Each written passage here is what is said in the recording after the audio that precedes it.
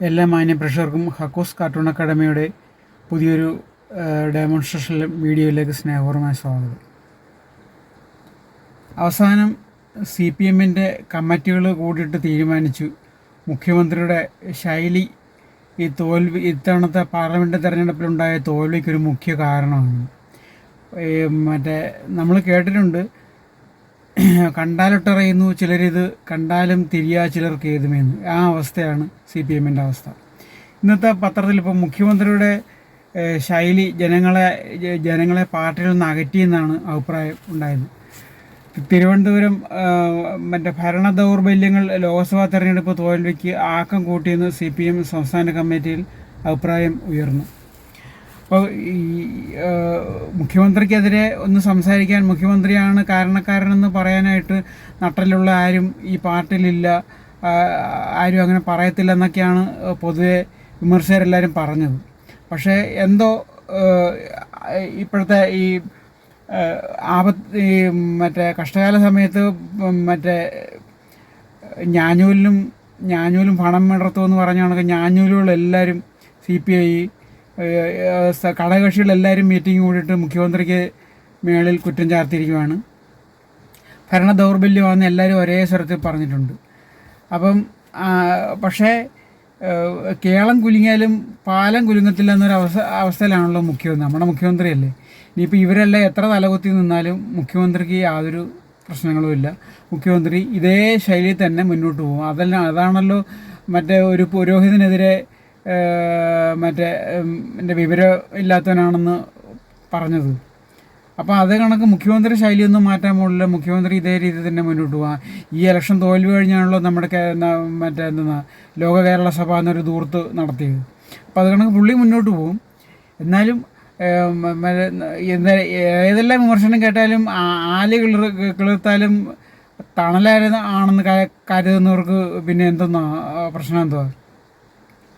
അപ്പോൾ ഇവരെല്ലാം എത്ര മീറ്റിംഗ് കൂടിയിട്ട് കുറ്റം ആരോപിച്ചാലും കല്ലിന് കാറ്റ് പിടിച്ചിരിക്കുന്ന കണക്ക് പുള്ളി ഈ മീറ്റിങ്ങിലെല്ലാം ഇങ്ങനെ ഇരിക്കും.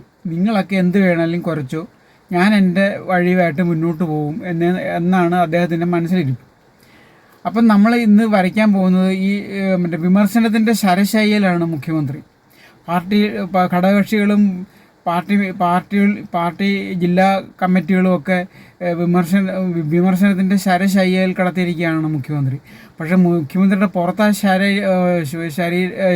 ശരങ്ങൾ കൊള്ളുന്നില്ല. മുഖ്യമന്ത്രി എങ്ങനെയാണ് ഈ ശരശൈലിയിൽ കിടക്കുന്നതെന്ന് നമുക്ക് ഈ കാർട്ടൂണിൽ കൂടെ കാണാം. നമ്മൾ ശരശയ്യ എന്ന് പറഞ്ഞ് നമ്മളുടെ മനസ്സിലുള്ള ഉദ്ദേശം എന്തുവാ?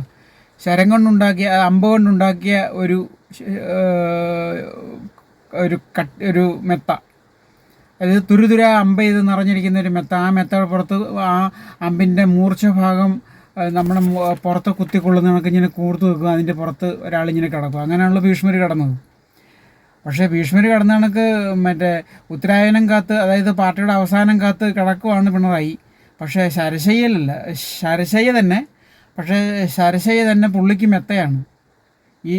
ഏത് ശരശയ്യാണെങ്കിലും പുള്ളിക്ക് മെത്തയാണ്. അപ്പോൾ അതാണ് നമ്മൾ ഇന്നിവിടെ വരയ്ക്കുന്നത്. അപ്പോൾ എല്ലാ മാന്യ പ്രേക്ഷകർക്കും ഈ വീഡിയോയിലേക്ക് ഒരിക്കൽ കൂടി സ്നേഹപൂർവ്വമായ സ്വാഗതം. കാർട്ടൂൺ ഇഷ്ടമായെങ്കിൽ ലൈക്ക് ചെയ്യണം, ഷെയർ ചെയ്യണം, സബ്സ്ക്രൈബ് ചെയ്യാത്തതുണ്ടെങ്കിൽ സബ്സ്ക്രൈബ് ചെയ്യണം.